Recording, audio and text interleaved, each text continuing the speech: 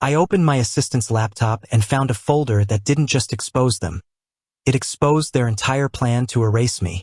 Hidden drafts, deleted files, strategic transfers, and one message that told me everything I needed to know about the people I loved. But before that moment, before I uncovered everything, here's how it all began. I opened the door to the bridal suite without knocking, thinking my fiancée, Clara, just needed something from me. Maybe a last-minute request. Maybe a soft moment before tomorrow's wedding. Instead, the first thing I heard was her laughter. Low, smug, nothing like the sweet voice she used when she talked to me. Then I heard his voice. Daniel, my personal assistant. The man who'd followed me through airports, late-night meetings, and business negotiations like a shadow I could trust. What I didn't know in that moment was that what I saw next would ruin my entire future, but save my life. I froze. I don't know why I didn't walk away right then. Maybe some part of me already knew the truth but didn't want to believe it. Maybe I was too stunned to breathe. Maybe God wanted me to hear everything. Their voices were coming from the bedroom. I stepped closer, quiet, slow. My hand pressed against the wall. Then I saw them. Clara was lying in bed, half covered by the sheets, her hair all over the pillows. Daniel was beside her, shirtless, laughing at something I'd apparently missed by 2 seconds. But honestly, what hurt me wasn't what they were doing in that bed. It was what they said next. The betrayal hit me so hard my chest tightened instantly. Anger, humiliation, and disbelief crashing into me all at once. And then Clara said it. I can't wait to divorce his black ass and finally be with you after I get legal hold of his money. Her voice was dripping with excitement, like she was talking about a vacation, not a life she was about to destroy. And trust me, that wasn't even the worst part of what I heard. Daniel smirked. The marriage will be in and out, just like I told you. He fell faster than we thought. Man has no idea how easy he is to play. She giggled like it was the funniest thing in the world. I didn't move, didn't blink, didn't make a sound. These were the two people I trusted the most. One was supposed to be my wife tomorrow. The other handled my schedules, my confidential files, my travel, my everything. And this entire time, they were planning a future without me. A future on me. I stepped back slowly, careful not to make the door creak. My heart was pounding so hard I thought they'd hear it. But they didn't. They were too busy tearing apart the life I had built with my own hands. By the time I reached the hallway, my face was calm. My breathing was steady. My decision was already made. Tomorrow would still be a wedding day, just not the one they were expecting. If only they knew what I was already planning for both of them. If you're still here with me, tell me where you're listening from. I'd love to know how far this story has traveled. Now back to the story. When I walked out of that hallway, I kept replaying their words in my head. Not just the cheating, not just the plot, but the way she said his black ass, like I was nothing more than a wallet with a skin tone she tolerated. Before I tell you what I did next, you need to understand the type of man they tried to play. I'm a 35-year-old black man, and I built my entire life from the ground up. No shortcuts, no inheritance, no favors. My mother raised me alone in a one-bedroom apartment, working 2 jobs so I could grow up believing I could be more than what this world expected of me. When I got my first million, she cried harder than I did. When I bought her a house, she said I was living proof that God listens. Maybe that's why Clara's betrayal cut so deep. Because I didn't just give her money. I gave her trust. I gave her the version of me that still believed in good intentions. I met Clara at a charity gala 2 years ago.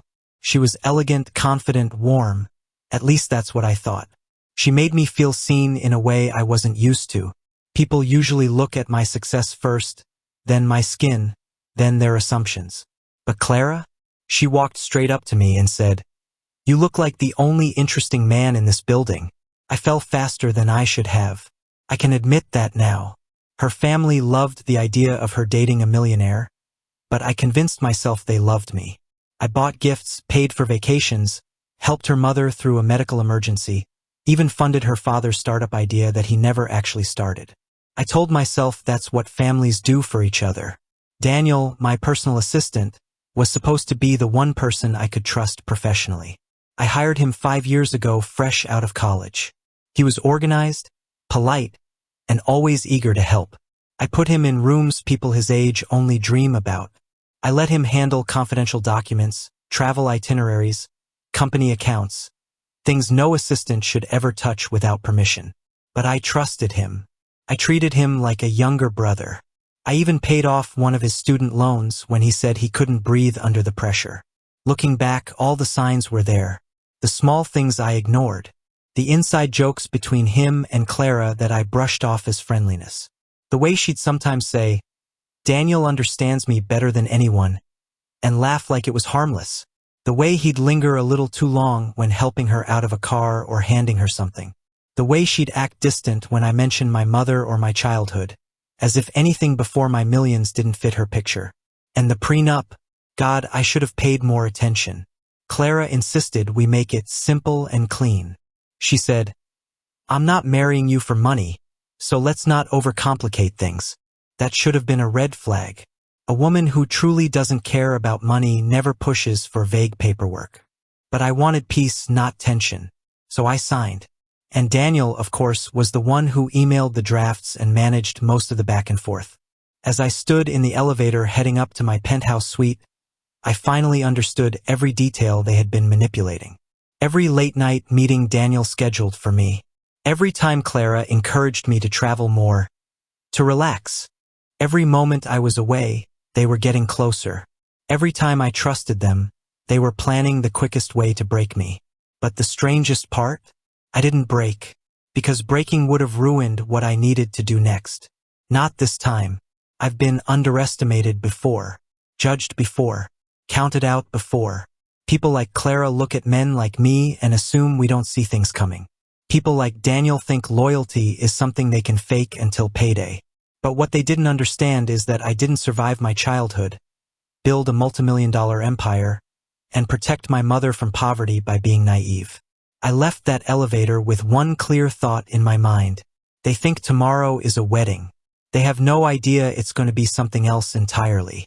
The moment I closed the door to my penthouse, the silence felt heavier than the walls themselves.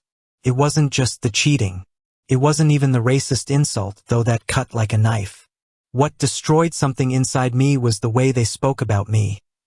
Like I was a fool they were congratulating themselves for tricking. I reached for my phone and scrolled through my messages with Clara. So many sweet words. So many photos.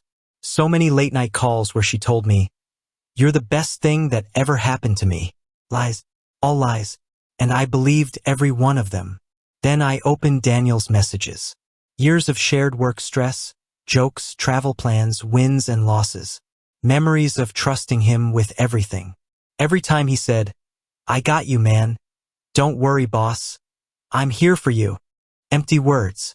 A script he rehearsed until he fooled even me. I remembered something Clara once said. Something I brushed off because I didn't want to start an argument. We were at a fancy dinner last month, a fundraiser event with elite donors and politicians. A white woman walked past us and said, "I love your fiancé's skin tone. It's beautiful." Clara laughed and whispered to me, "People romanticize dark skin so much nowadays." I had looked at her, confused, but she shrugged it off. "Relax, I'm kidding." I wanted to believe she was joking. Now I knew she wasn't. Another memory hit me. Daniel once told me, "You should really let me handle more of the financial stuff. You work too hard." At the time, I thought he was just trying to help. Now I saw it for what it was, positioning himself exactly where he needed to be.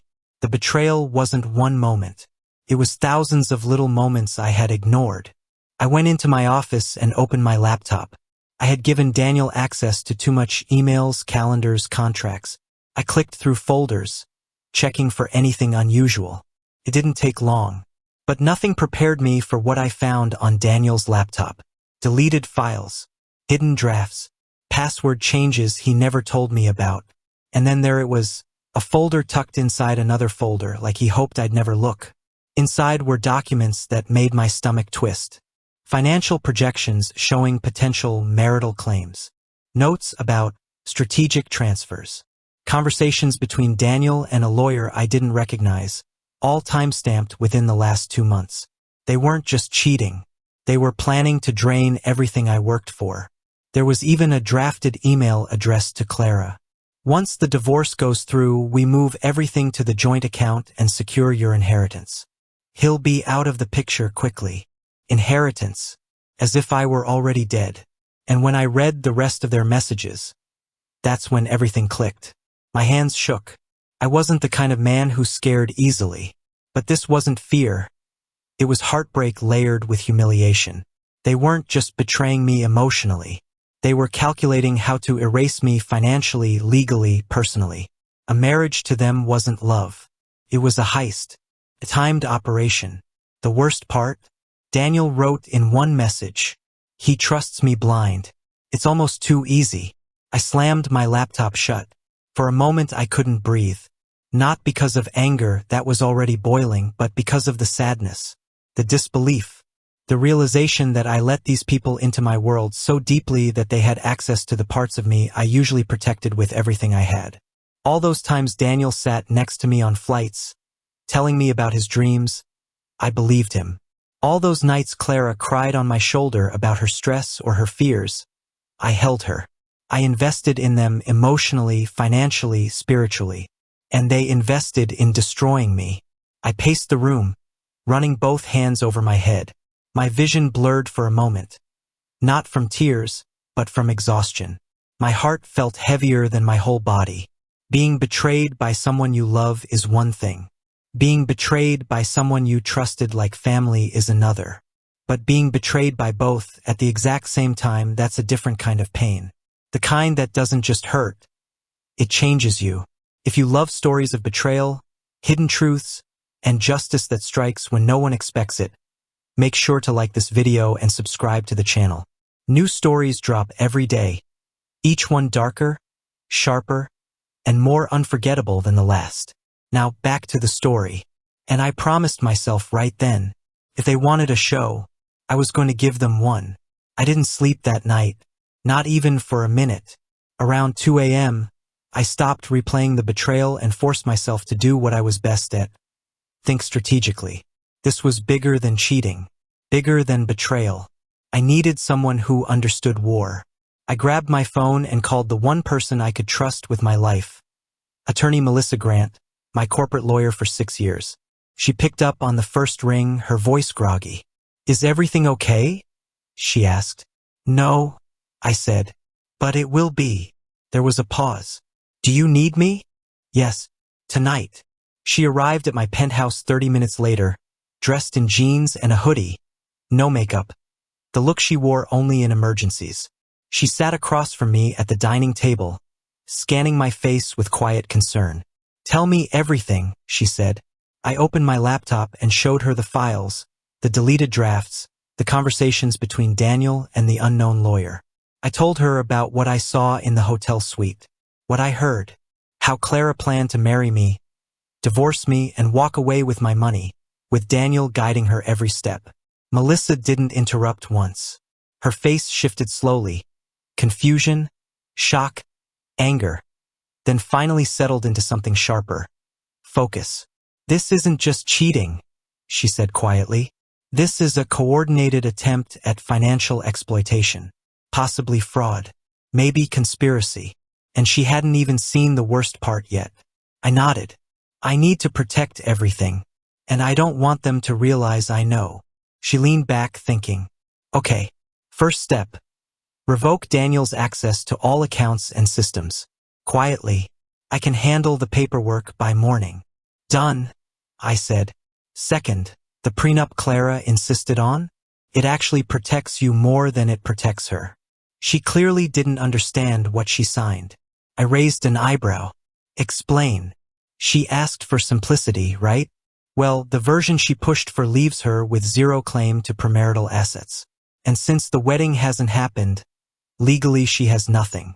Not even leverage. That was the first breath of peace I'd felt all night. Melissa continued, "Third, we gather everything. Every message, every recording, every document. We build a case airtight enough that if they try anything, you won't just walk away clean, they'll walk away in handcuffs." I closed my eyes for a moment. Not out of satisfaction, out of relief. out of gratitude, out of exhaustion. "And the wedding?" she asked. I looked up at her, and for the first time since the betrayal, I felt a spark of clarity. "The wedding is still happening," I said, "but not for the reason they think." In that moment, the entire plan snapped into place. She gave me a slow nod, understanding immediately. We spent the next hour planning every detail. I called the hotel event manager and requested a technical change for the reception. He agreed without question. Money makes most things easy. Then I pulled Daniel's company laptop from my safe. I had taken it months ago during a routine security audit. He never asked for it back. Probably forgot it even existed. I turned it on and logged in with the old credentials. Messages, documents, hidden folders, everything we needed. One conversation hit me hard. Daniel wrote, "Once the ceremony is done, we're in the clear. He'll sign anything if you cry the right way." Clara responded, "He's emotional, easy to manipulate. Just play the supportive assistant for few more months." Few more months. That was all I needed too. At 5 a.m., Melissa left with half the evidence. I emailed the rest to myself, encrypted, stored in places no one could access. Then I revoked every one of Daniel's credentials, one by one. System access, emails, banking permissions, company cards, travel authorizations, everything. By sunrise, he didn't exist in my professional world anymore.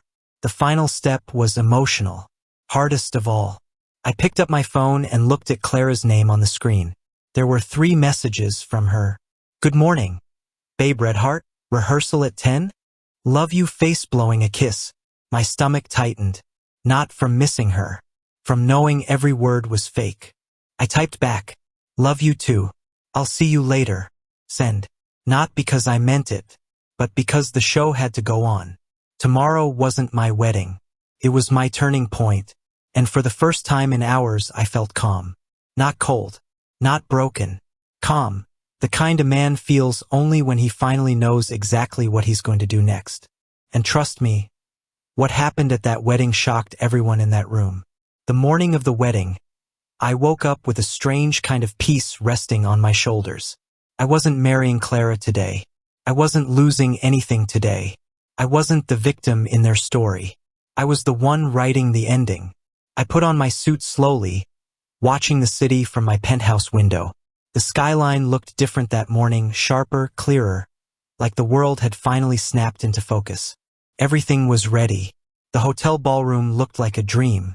Crystal chandeliers, white roses, gold-trimmed glasses, a soft piano playing in the background.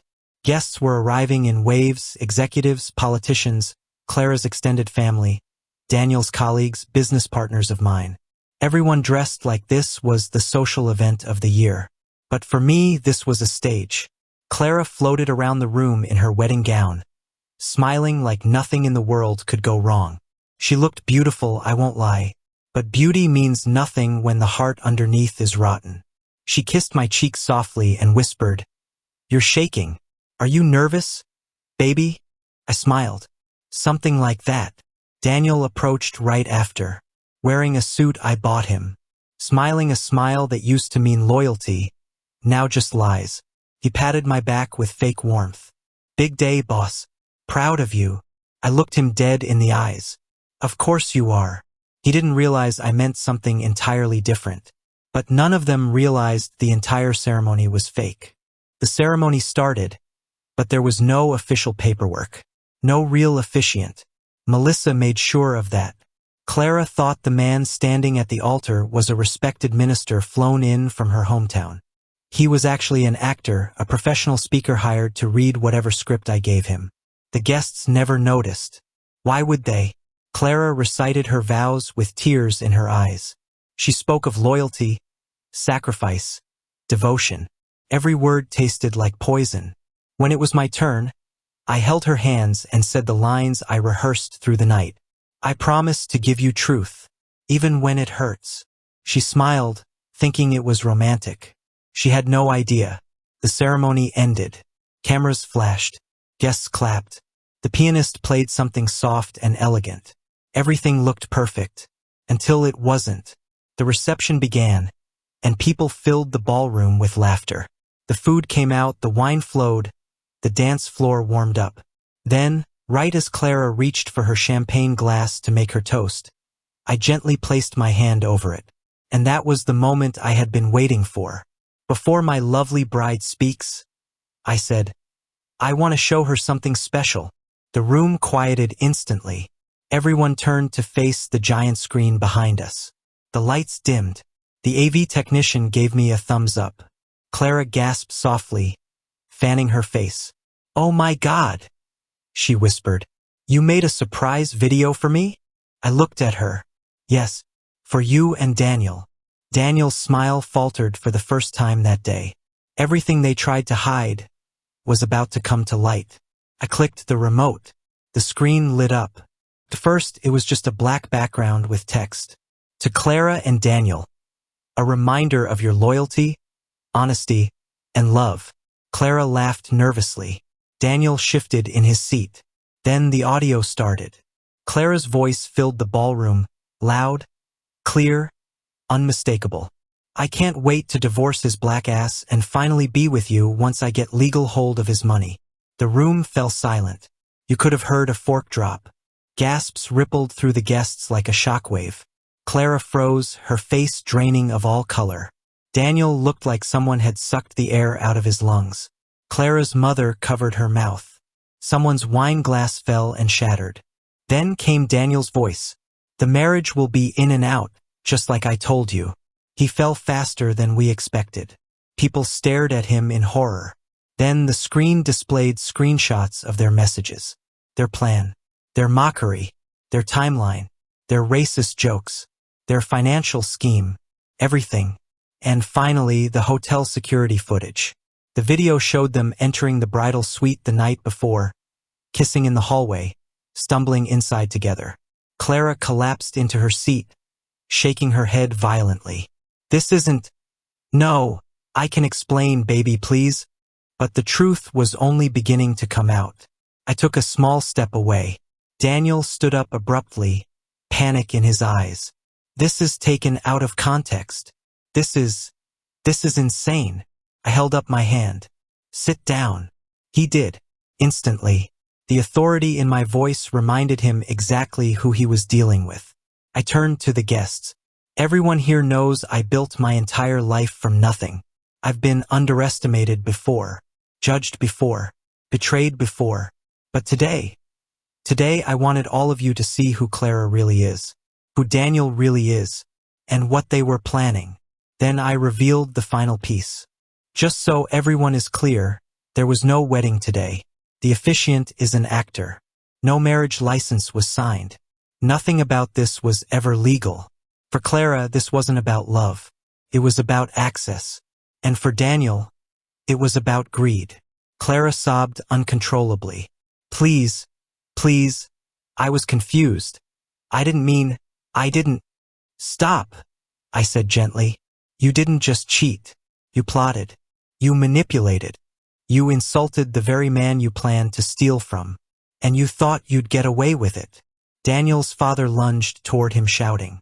Clara's relatives pulled her aside, some yelling, some crying, some cursing at her.